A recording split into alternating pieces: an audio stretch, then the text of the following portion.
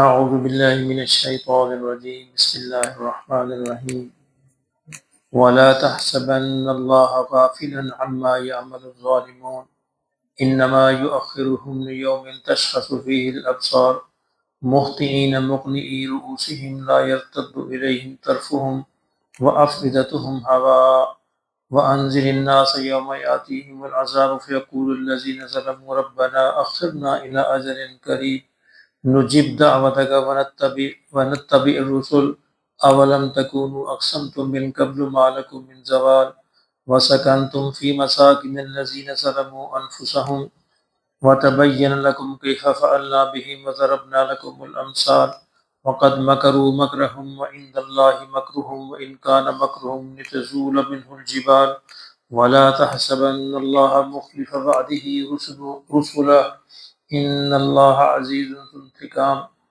يوم تبدل الأرض غير الأرض والسماوات وبرزوا لله الواحد القهار وترى المجرمين يومئذ مقرنين في الأصفاد سرابيلهم من قطران وتغشى وجوههم النار ليجزي الله كل نفس ما كسبت إن الله سريع الحساب هذا بلاغ للناس ولينذروا به وليعلموا أنما هو إله واحد وَلِيَذَّكَّرَ أُولُو الْأَلْبَابِ صدق اللہ العظیم۔ سورہ ابراہیم کی یہ آخری آیات ہیں۔ پوری سورت کے اندر ہم نے دیکھا کہ اللہ رب العزت نے دو ہی باتوں کی طرف زیادہ دعوت دی ہے، ایک تو توحید اور دوسرے قیامت آخرت۔ کہ توحید جو ہے اس پر کوئی کسی قسم کا کمپرومائز نہیں کیا جا سکتا، اور آخرت بہرحال آ کے رہے گی۔ آخرت پر ایمان میں کمی جو ہے وہ اعمال میں کمی کے طور پر ظاہر ہوتی ہے۔ جو جتنا آخرت پر ایمان کمزور ہوتا ہے اتنا ہی انسان کے اعمال کمزور ہوتے ہیں۔ یعنی اگر کسی شخص کے اعمال کمزور ہیں اس کا مطلب یہ ہے کہ اس کا آخرت پر ایمان کمزور ہے۔ تو اب اس صورت کے آخری رکوع میں ان پوری باتوں کو ایک بطور خلاصے کے سمری کے بیان کر دیا گیا ہے۔ فرمایا کہ وَلَا تَحْسَبَنَّ اللَّهَ غَافِلًا عَمَّا يَعْمَلُ الظَّالِمُونَ، یہ ظالم جو کچھ کر رہے ہیں، ظالم سے براہ راست مراد تو کفار ہیں، لیکن جتنی نافرمانی مسلمان کرتے ہیں وہ بھی اتنے پرسنٹ ظلم کے اندر آ جائیں گے۔ پورے نہیں 100% تو کفار ہی مراد ہیں، لیکن مسلمان بھی جتنی نافرمانی پہ کھڑے ہیں 10 20 30 40 50 جتنی ہے اتنی ہی پرسنٹ ان کی بھی ظالموں میں شمار ہو جائے گی۔ فرمائیے ظالم جو عمل کر رہے ہیں تو یہ اللہ کو بے خبر نہ سمجھے، اللہ ان کے اعمال سے بے خبر نہیں ہے، صرف کیا کر رہا ہے کہ انما یؤخرہم لیوم، اللہ ان کو مہلت دے رہا ہے، اللہ ان کو ٹال رہا ہے، مہلت دے رہا ہے اس دن کے لیے تشخص فیہ الابصار، جس دن نگاہیں پھٹی کی پھٹی رہ جائیں گی۔ یہ محاورہ ہے، جب انسان بڑی خوفناک یا حیرتناک چیز دیکھتا ہے تو پھر نگاہیں کہتے پھٹی کی پھٹی رہ گئی، آنکھیں بند نہیں ہوتی، انسان جو ہے اس کو دیکھتے رہ جاتا ہے۔ مہطعین مقنعی، اللہ نے فرمایا کہ یہ مجھے بے خبر نہ سمجھیں، میں ان کو مہلت دے رہا ہوں اس دن تک کے لیے جب تک کہ یہ صورتحال ہوگی۔ کیا صورت ہوگی؟ مہطعین مقنعی رؤوسہم، یہ اپنے سروں کو اپنے اوپر اٹھائے ہوئے، اپنی نگاہوں کو سروں کو اوپر اٹھائے بھاگتے ہوئے ہوں گے، دوڑتے ہوئے ہوں گے، یعنی قیامت کے میدان کی طرف اللہ ان کو بلائیں گے تو اتنا ہیبت ناک منظر ہوگا کہ یہ اپنے سروں کو اوپر اٹھائے ہوئے بھاگ رہے ہوں گے۔ لا یرتد الیہم طرفہم، اور ان کی نگاہیں ان کی اپنی طرف بھی نہیں لوٹ سکیں گی، یعنی اتنی مہلت نہیں ہوگی کہ اپنا آپ بھی دیکھ سکیں، اپنا آپ بھی نہیں دیکھ سکیں گے۔ آسمانوں پر جو بھی یعنی منظر ہوگا وہ اتنا خوفناک ہوگا کہ اس کی طرف نگاہیں کرتے ہوئے یہ دوڑتے ہوں گے۔ وَأَفْئِدَتُهُمْ هَوَاء، اور ان کے دل بھی اڑے جا رہے ہوں گے، یعنی دل بھی ایسے ہوں گے کہ نکلے جا رہے ہوں گے خوف کی وجہ سے۔ وَأَنذِرِ النَّاسَ يَوْمَ يَأْتِيهِمُ الْعَذَابُ، فرمایا کہ لوگوں کو آپ خبردار کر دیجئے کہ جس دن عذاب آئے گا، جس دن یہ منظر ہوگا قیامت کا یہ منظر، فَيَقُولُ الَّذِينَ ظَلَمُوا، تو جن لوگوں نے ظلم کیا ہوگا، ظلم سے مراد یہ ہے، ظلم کا مطلب کیا ہوتا ہے؟ ظلم کا مطلب یہ ہوتا ہے کہ جس چیز کی جو جگہ ہے اس کو وہاں پہ نہ رکھنا، یہ ہے اس کا لغوی مطلب۔ یعنی اس چیز کی قرآن مجید یہ جگہ ہے، اس کو یہاں پہ رکھا جائے، کرسی کی وہ جگہ وہاں پہ نہ رکھا جائے، ہٹا کے کہیں اور رکھ دیا جائے تو کہا جائے گا کہ ظلم کیا۔ تو یعنی اس کا مطلب یہ ہے کہ توحید کی جو جگہ ہے مسلمان توحید کو اپنی زندگی میں وہ جگہ نہ دے، رسالت کی جو جگہ ہے وہ جگہ نہ دے، آخرت کی جو جگہ ہے وہ جگہ نہ دے، اعمال کی جو جگہ ہے وہ نہ دے، تو وہ بھی اتنا ہی ظالموں میں شمار ہو جائے گا۔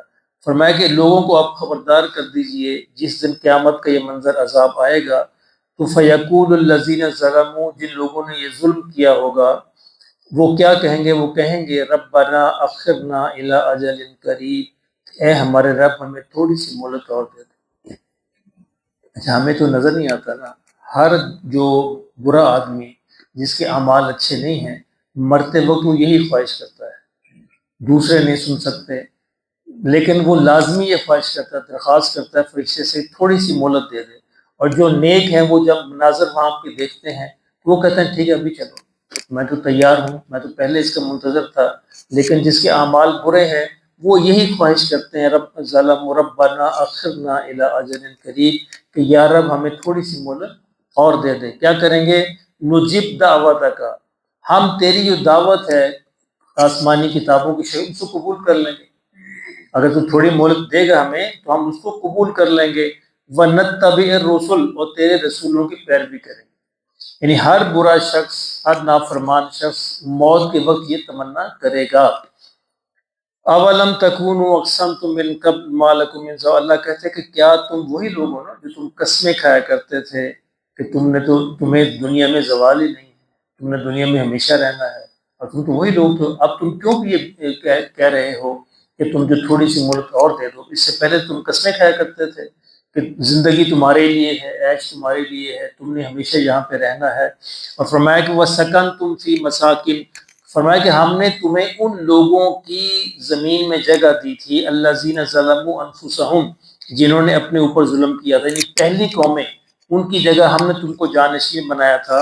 وَتَبَيَّنَ لَكُمْ كَيْفَ فَعَلْنَا بِهِمْ، اور ہم نے تم پر یہ بھی واضح کر دیا تھا کہ ہم نے پچھلی قوموں کے ساتھ کیا سلوک کیا تھا، یعنی تم بے خبر نہیں تھے، تاریخ تمہارے سامنے تھی، ساری چیزیں واضح کر دی گئی تھی۔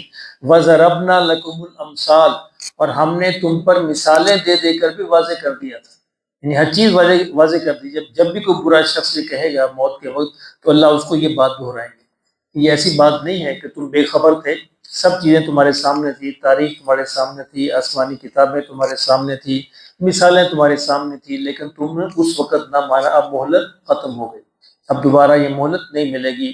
وَقَدْ مَكَرُوا مَكْرَهُمْ، فرمایا کہ انہوں نے زندگی میں بڑی چالیں چلی، ان لوگوں نے، ان ظالموں نے بڑی چالیں چلی اللہ سے بچنے کے لیے یا اللہ کی بات کو ٹالنے کے لیے۔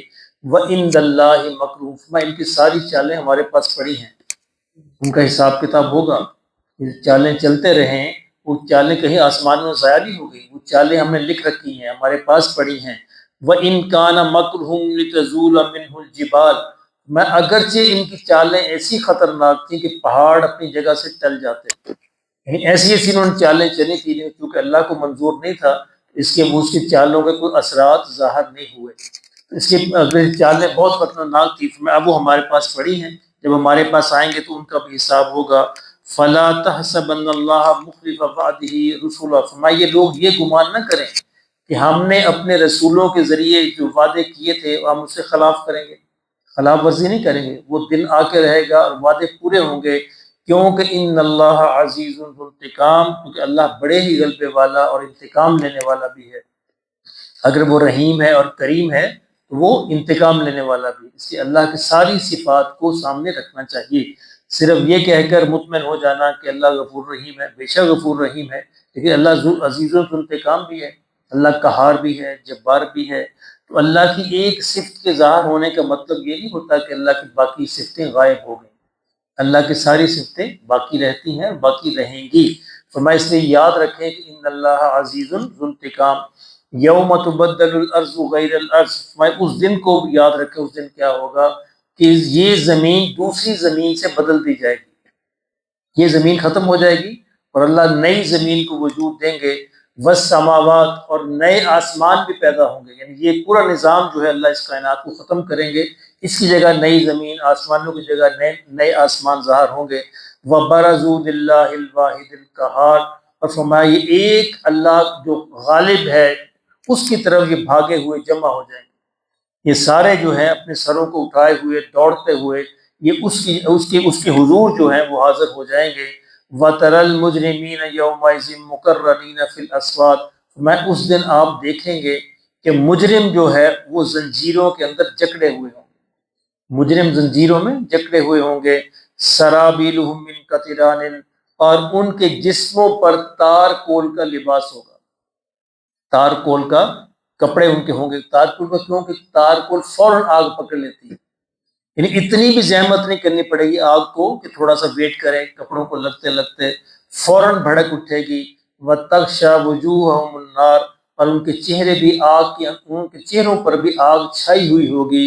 لِيَجْزِيَ اللَّهُ كُلَّ نَفْسٍ مَا كَسَبَتْ، یہ اس لیے تاکہ اللہ ہر جان کو اس کا پورا پورا بدلہ دے دے، جو دنیا میں اس نے کیا تھا، کمایا تھا، اس دن ہر جان کو اس کا پورا پورا بدلہ ملے گا۔ ان اللہ سریع الحساب، بے شک اللہ بہت ہی جلد حساب لینے والا ہے۔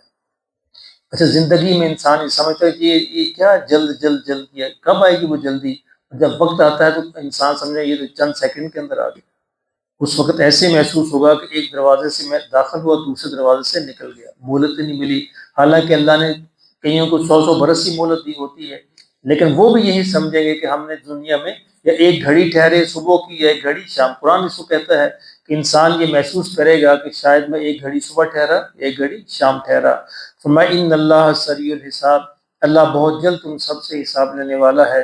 ھذا بلاغ للناس، میں لوگوں کے لیے یہ اعلان ہے۔ قرآن کی شکل میں، اللہ کی کتابوں کی شکل میں کیا ہے؟ ایک اعلان ہے لوگوں کے لیے۔